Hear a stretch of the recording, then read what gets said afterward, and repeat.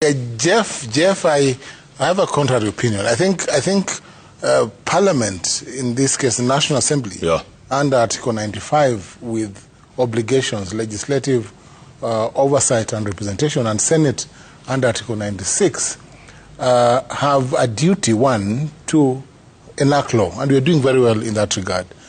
Number two, representation. We represent and raise the issues that touch on the public. I think we do quite a good job there. Now, oversight is where there's a problem.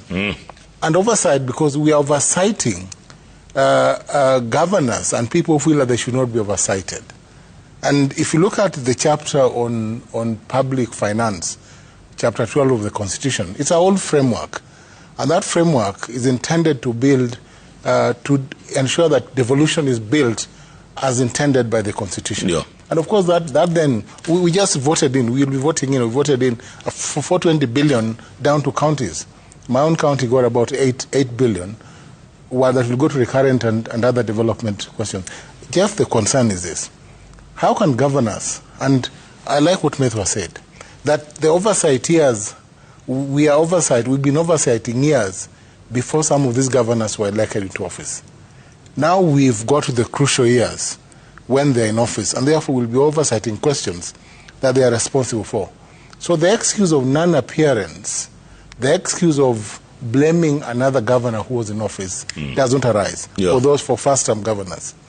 But I'm not saying that Senate is entirely clean or the National Assembly is entirely clean.